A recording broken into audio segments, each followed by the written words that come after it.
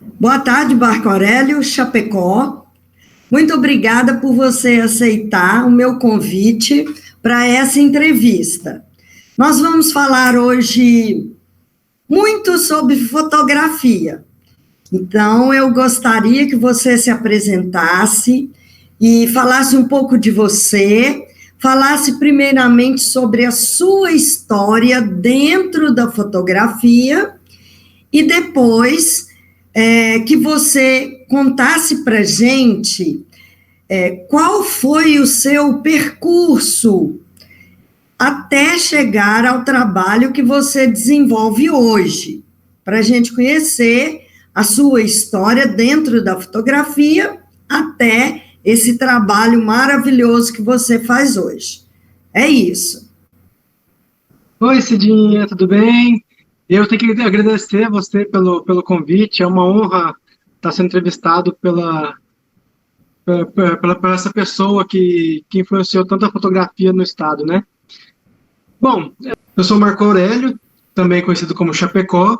Tenho formação de publicidade e propaganda e a pós-graduação em artes visuais. Sou fotógrafo e impressor aqui na minha empresa, na Teto Fine Art. Trabalho com fotografias, impressão de fotografias e obra de arte no mercado Fine Art. Minha história na fotografia, ela começou no primeiro ano da faculdade de publicidade e propaganda, quando a gente tinha aulas de fotografia lá no estúdio da faculdade. Tudo com filme, tudo revelação, manual também. E eu falei, ué, essa coisa é legal, esse negócio de fotografia. Eu sempre gostei de arte, de fotografia, mas nunca pensei em eu fotografar. Eu sempre via a fotografia dos outros e achava lindo e queria colecionar, queria ter, mas nunca pensei em eu fotografar, eu criar uma fotografia. E na faculdade isso me despertou. Eu era um aluno de publicidade e tinha o curso voltado para essa área de publicidade.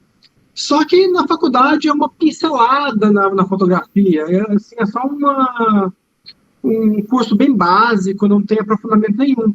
Mas esse pontapé inicial foi o que despertou a minha curiosidade e vontade de fotografar.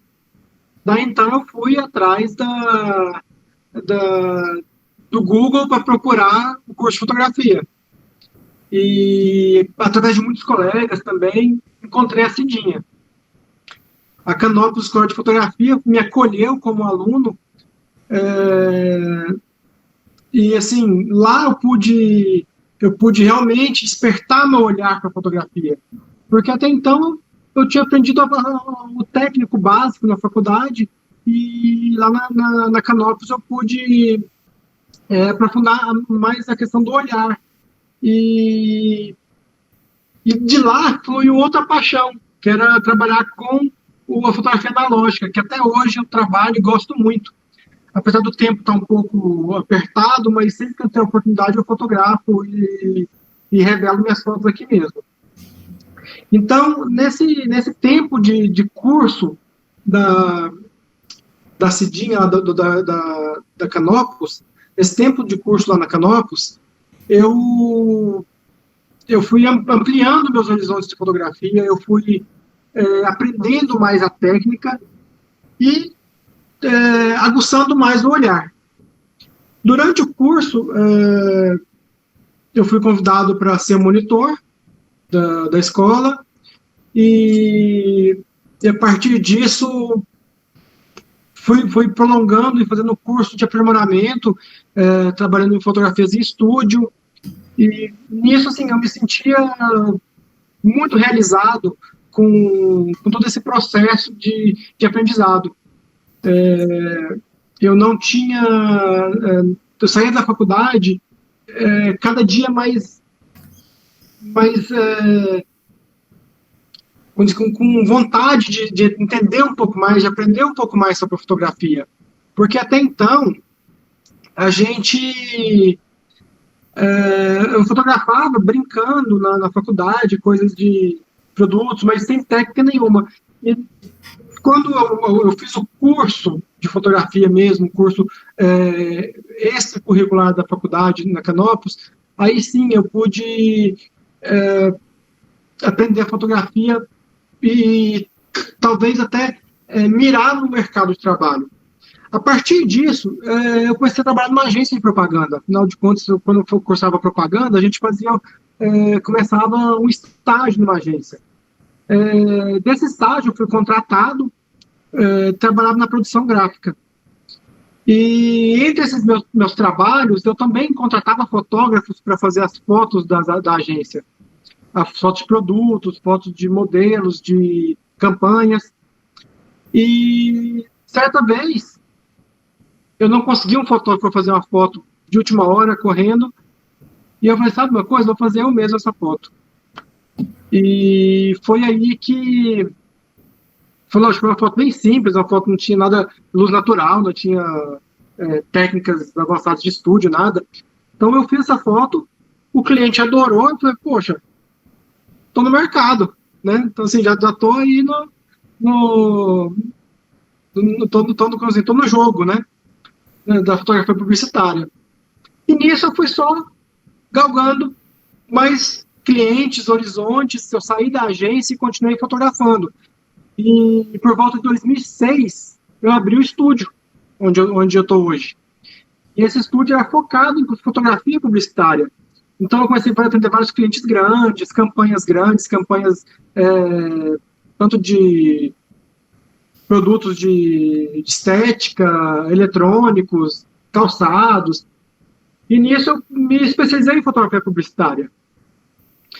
Paralelamente a isso, eu comecei a trabalhar também com impressão. Eu caí no mundo da impressão meio que de paraquedas, porque eu sempre fazia umas fotos e quando eu gostava muito da foto, eu gostava de imprimir. E em Goiânia eu não achava um lugar legal para imprimir minhas fotos. Eu imprimia, mas não ficava do jeito que eu gostava, as cores não chegavam lá, entendeu? Então eu fui sempre mandar para São Paulo para imprimir, para depois voltar para cá. E eu falei, poxa, por que eu não posso imprimir as fotos aqui? E aí eu fui estudar sobre ampliações fotográficas. E cheguei no mercado Fine Art.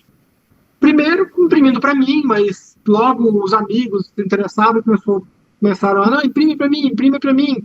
E sempre um trabalho paralelo com a fotografia. Eu fotografava, imprimia. Mas a impressão era sempre um extra.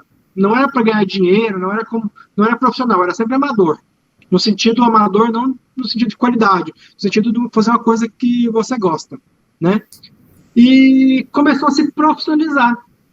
Quando eu comecei a ter um volume de fotografias, tanto de amigos quanto de alguns indicação de outras pessoas, eu fui ampliando o meu parque de impressão, vamos dizer assim, uma impressora maior, com mais qualidade, e nisso foi crescendo. Hoje em dia, eu fotografo somente fotos autorais, eu parei de fotografar comercialmente, então hoje eu desenvolvo um trabalho de fotografia, mas como amador, uma área de fotografia autoral, trabalhando sempre com filmes e digital, sempre mesclando, e o estúdio foi direcionado para impressão. Então, impressão, que era um hobby, hoje tornou-se a profissão, e a fotografia passou a ser um hobby, mas com uma seriedade profissional. Entendeu? Marco Aurélio, e você pode explicar para a gente o que significa a sua impressão fine art? Porque, assim, muitas pessoas não entendem esse processo, porque, né, assim, você faz há um tempo, você mesmo citou que aqui em Goiânia não tinha, né, nada especializado nessa área. Você pode explicar para a gente o que é uma impressão fine art, por favor? Bom, primeiro vamos ao termo fine art, né? O termo fine art ele é um termo assim meio coloquial da impressão, porque quando você fala fotografia, você fala uma fotografia é fine art, você está falando que uma fotografia é voltada para a arte. Fine art, ao pé da letra, significa belas artes. Então, se eu sou um artista fine art, eu sou um artista que faço pinturas para belas artes. Então, a impressão, o mercado da fotografia se apossou desse termo para conseguir especificar um tipo de impressão que não tinha nome, um tipo de impressão de alta qualidade, mas que não tinha nome até então. Então, a partir disso, começou-se a chamar uma impressão de alta qualidade impressão fine art. E o que é a impressão fine art? Trata-se de uma impressão onde usa-se papéis de arte, são papéis de algodão, papéis com textura, são os mesmos papéis que um artista usa para pintar com pincel, ou as mesmas telas, são usadas para impressão. A diferença é que não é o pincel que pinta, é uma impressora que despeja tinta de forma que essa tinta fique organizada em forma de uma imagem. Então, além do papel especial, também os pigmentos, essa tinta ela também é especial, é uma tinta de pigmento mineral, não é uma tinta corante, ele é um pigmento, o mesmo pigmento, não é o mesmo, mas é um pigmento semelhante, por exemplo, ao da aquarela. Então, o artista usa a aquarela para pintar, a impressora usa um pigmento semelhante para atingir o papel. E quando esse atinge o papel, esse pigmento atinge o papel, ele fixa de uma certa forma, por ser um pigmento especial, ele é resistente a desbotamento, então a ação da radiação V, do ozônio, ele consegue ter uma durabilidade muito maior que uma impressão, por exemplo, de um Minilab ou uma impressão revelada com um químico. Claro que esse conceito fine art não trata somente do papel e da tinta. O conceito fine art é todo o processo que leva desde da chegada do papel até a entrega do papel para o cliente, ou da obra moldurada. Porque uma impressão fine art, você não toca nela, por exemplo. Todo esse estúdio que você está vendo aqui, ele está pintado de uma cor especial, ele não é um cinza escolhido aleatoriamente, é um cinza chamado Munsell N8, que é um cinza neutro para não influenciar nas cores da impressão.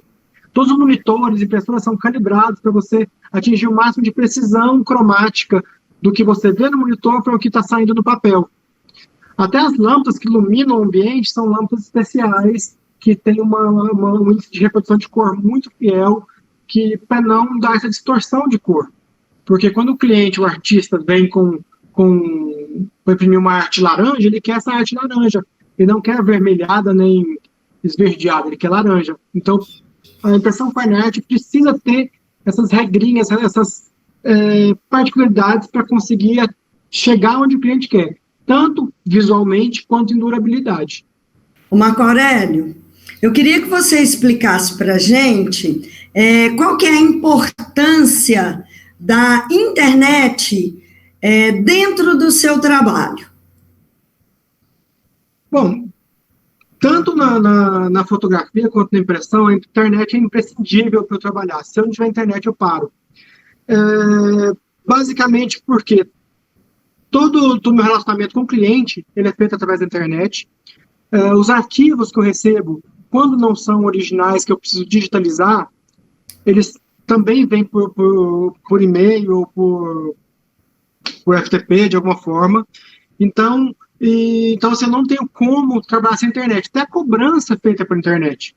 Então, ainda mais numa época de pandemia, onde a gente não pode ter contato tão íntimo com os clientes, todo esse processo é feito online. Então, não tem como eu desvencilhar meu trabalho da internet. Porque até uma prova que eu imprimo, o cliente quer ver uma prova, às vezes quer postar isso no Instagram dele, no Facebook, como divulgação ao trabalho dele, eu preciso da internet. Então, eu pego, fotografo, filmo as impressões e mando para o cliente ou aprovar ou simplesmente usar como material publicitário para eles. De importância vital, né? Sim, não tem como separar a internet do meu trabalho. E você acha que essa arte digital, ela um dia pode substituir o modelo tradicional de arte, porque a gente vê esse avanço enorme, né, da digital. Você que está dentro, né, desse mercado, qual que é a sua impressão, já que a gente está falando sobre impressão, sobre a arte digital no momento? Olha, não, eu não creio que irá substituir. É a mesma discussão quando a fotografia surgiu no mundo.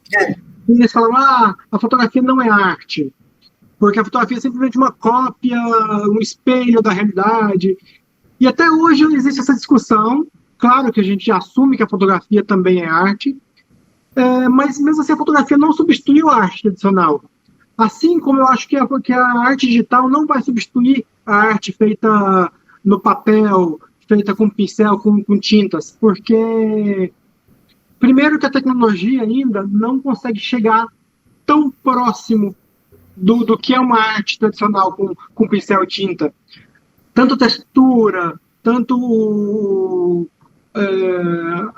assim, o atrito do pincel, por mais que consigamos simular isso no dispositivo digital, a gente não consegue substituir. Então, assim, eu acho que sempre vai ter o espaço da arte tradicional. No entanto, a arte digital vem crescendo muito. Quando eu falo crescendo muito, é exponencialmente. Então, assim, no começo eu digitalizava muito trabalho. Eu tô com uma pilha de trabalhos para digitalizar, para poder imprimir. Mas isso era muito maior. Hoje, os clientes já mandam um arquivo feito digitalmente, uma arte feita, pode ser no computador, no iPad, no Photoshop, para imprimir. Mas eu não creio que isso vá substituir. Mas eu ainda acho que a arte digital tem muito a crescer e o espaço dela ainda está... Existe um buraco para ela no mercado. Mas substituir, acho que não vai. Marco Aurélio, você poderia explicar para a gente como você faz para passar todo esse processo que você recebe de um artista, de um fotógrafo, como que você passa isso para essa arte, né, para uma impressão? Explicar, mostrar para a gente? Bom, quando a gente fala de arte tradicional, uma arte que seja pintada numa tela, que seja pintada no papel, o processo de digitalização, ele tem duas formas. Se ele cabe no scanner, você coloca no scanner, escaneia ele, passa para o computador, faz o tratamento, ajusta cores, todo esse processo. Só que se essa tela, por exemplo, é uma tela de 1,20 por 1,20, por exemplo. Então, eu tenho que montar um estúdio fotográfico aqui, iluminar essa tela, fotografo partes dela, depois faço uma junção no Photoshop, e nisso eu faço o processo normal de tratamento. Por exemplo, essa obra aqui,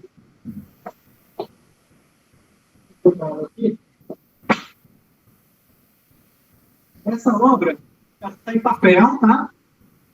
Impressa, é uma impressão feita em papel de algodão, mas a fonte dela é uma obra original pintada em tela com tinta a óleo. É uma obra do Carlo Battistella e ele trouxe essa obra aqui original para digitalizar. Então, deixa eu colocar aqui. Então, quando ele trouxe essa obra aqui no estúdio, ela veio esticada no chassi, uma tela pintada a óleo com 1,20 por 1,20. Então, para digitalizar ela, eu tive que montar um estúdio de fotografia publicitária, iluminar com flashes e todo o aparato que a gente usa para fazer uma foto normal, fotografar ela em partes e depois fazer a junção, passar para o computador e assim, depois de ajustar todas as cores, tudo, imprimir ela do tamanho que quiser. Pode ser maior ou menor que a original. E aí, nesse momento, é onde entra todo o seu conhecimento de fotografia, né? Anterior. Com certeza. Porque para você fotografar uma obra dessa, que você precisa de precisão de luz, precisão de cores, você precisa saber fotometrar, você precisa saber, às vezes, superexpor ou subexpor a luz de forma correta para você conseguir reproduzir fielmente, porque não é uma reprodução de uma obra, não é um achismo do fotógrafo ou uma intuição artística. Você está reproduzindo tecnicamente uma obra, então você tem que ser o mais fiel possível a esse trabalho. Então, se você não tiver técnica, não souber fotometrar, não souber lidar com luz, você não reproduz de maneira adequada. Marco Aurélio, a sua explicação foi muito boa, tá? Eu acho que foi muito informativa.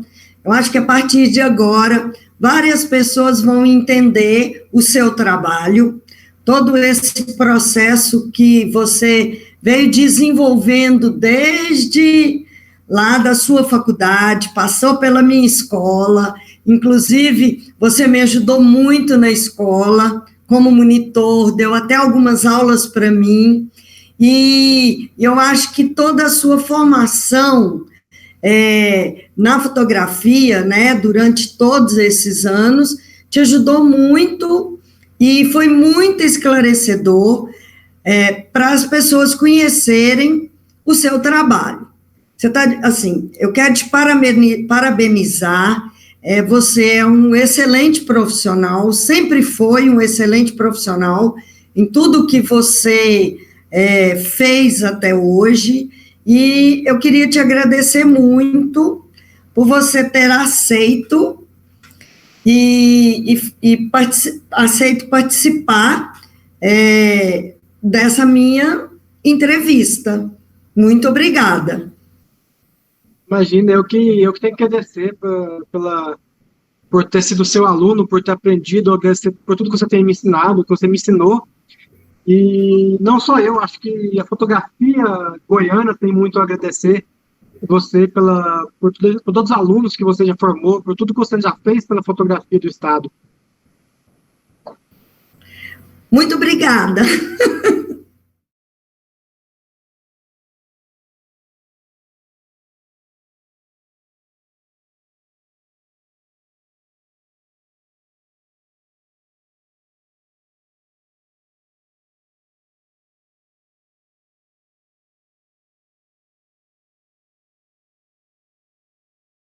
E a partir de hoje eu vou começar uma sequência de vídeos que mostra a reprodução de uma obra de arte, desde a captura até a impressão. Então fica ligado aí que vou soltando os vídeos devagarzinho. Bom, para começar o vídeo, eu escolhi uma obra do Diego Freitas, que foi encomendada por um amigo, pelo Biancardini. Então ela está embalada para proteger melhor, para transporte, tudo. Então ela chegou assim, moldurada.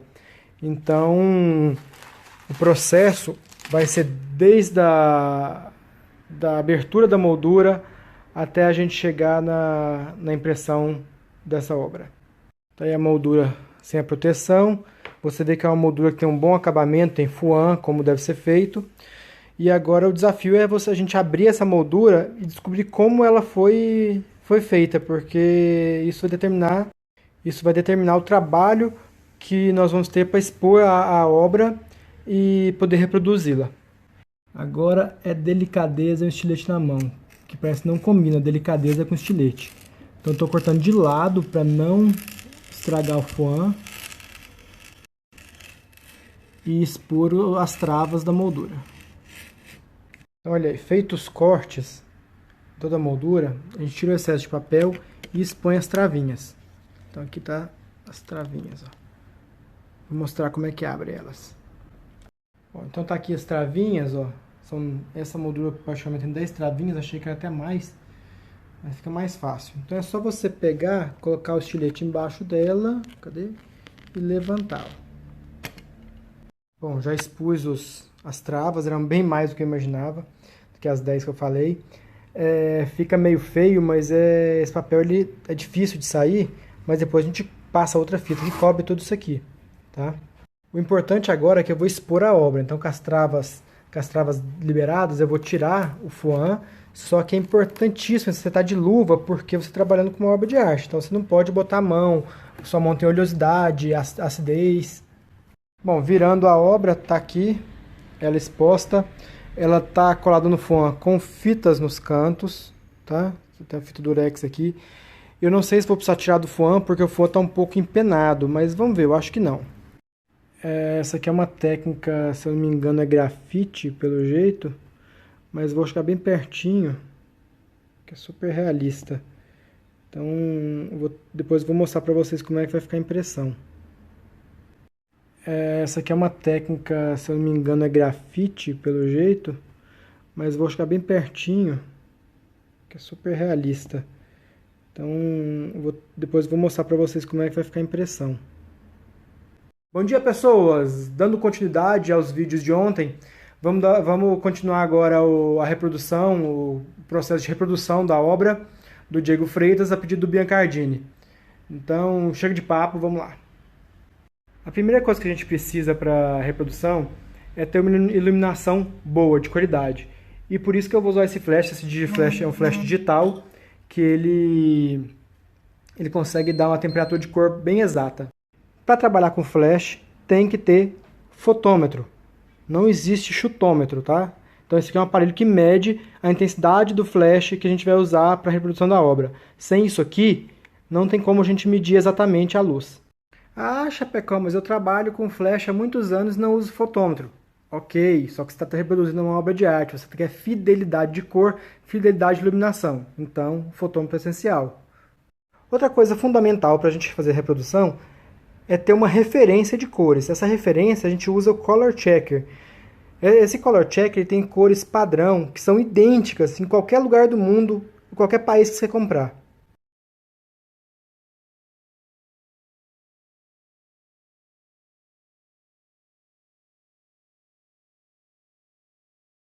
Bom, agora a gente vai fazer a medição da luz, usando o fotômetro. Então eu vou medir aqui, vou medir no outro canto, todos os cantos da obra e no meio. E a luz tem que ser igual em todos esses pontos, tá? Eu não vou mostrar porque eu não dou conta com uma mão só.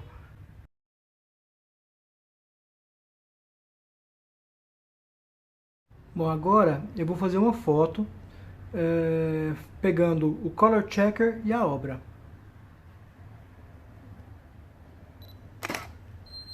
Depois de fazer a foto do Color Checker com a obra, faz a foto só da obra. Pronto, já está digitalizado o arquivo. Agora vem a preparação na pós-produção. Imagens baixadas no computador. E aqui a gente vê com detalhes a imagem para ver se o foco está bom, se conseguiu captar direitinho os detalhes. Bom dia, hoje vamos voltar com a série da reprodução da obra. O feriado meio que atordoou as coisas aqui, eu vou ver se eu consigo fazer tudo hoje. Vamos tentar. Bom, começando, temos a foto com Color Checker. A primeira coisa que a gente tem que fazer é ajustar o white balance da foto, certo? Para ficar mais semelhante ao original. Eu fiz o white balance, que é o equilíbrio do branco, para deixar o tom mais real, tá? Não dá para ver, a câmera do celular não capta essa diferença porque ela ajusta. Esse aqui está mais branco, que é o antes, esse aqui é o mais amarelo depois. Agora não tem jeito, agora tem que ser no visual. Então a gente tem que tentar ajustar a imagem que você vê aqui no computador com a imagem que você vê original. Só que para fazer esse ajuste, eu preciso calibrar o monitor. Para calibrar o monitor, eu preciso de um aparelhinho, que é esse aqui, um espectrofotômetro ou um colorímetro, tá? Eu já fiz isso, apesar da imagem não estar parecendo igual, eu vou tentar mostrar para vocês a diferença do monitor calibrado do não calibrado. Assim, não está calibrado. E aqui está calibrado. Olha a diferença da cor.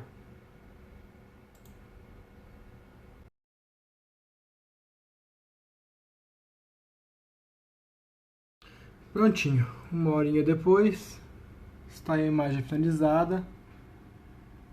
E agora vamos para a impressão. Pessoal, para quem está me perguntando sobre papel, sobre textura de papel, se vai ficar igual, mas o lápis se comporta diferente da tinta, é verdade. Eu vou explicar um pouquinho isso aí. Vamos falar de papel então. Quando você faz uma reprodução, qualquer uma que seja, é impossível ficar idêntico ao original. Primeiro, por causa do papel.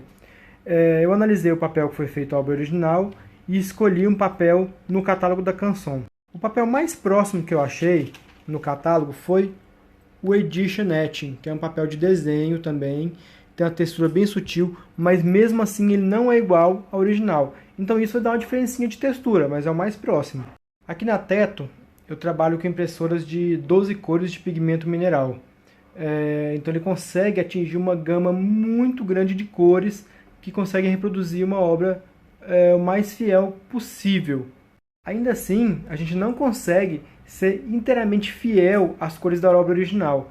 As nuances do grafite, a paleta da aquarela, porque tem mais, 300, 500 mil cores e a impressora só tem 12.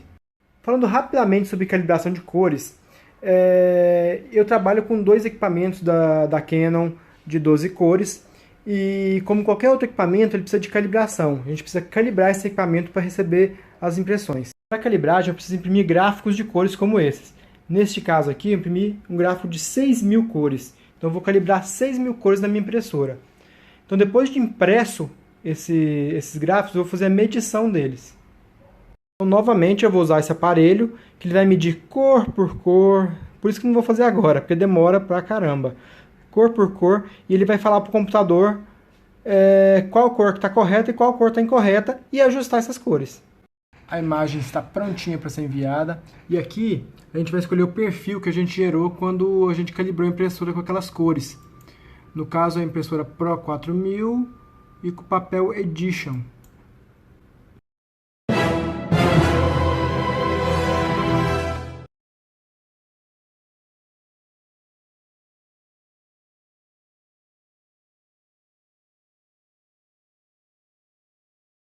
Tentar mostrar as duas aqui, a cópia e a original. Se vocês perceberem, tem uma diferença de tonalidade. A de cima ela tem um tom mais amarelado, porque o papel é mais amarelado. Eu não encontrei esse papel no meu catálogo. Então eu tive que usar um papel um pouco mais branco. Então esse branco altera a tonalidade da imagem, mas é super normal isso. Para finalizar essa sequência, eu vou mostrar para vocês os detalhes. Vou aproximar aqui para vocês verem os detalhes. Ó. A câmera dá uma ajustada na coloração. Chegamos ao fim da nossa série sobre a reprodução de obra de arte. Tem muita coisa para falar, só que não dá para falar tudo por aqui. E meu direct está aí à disposição de vocês para dúvidas e sugestões.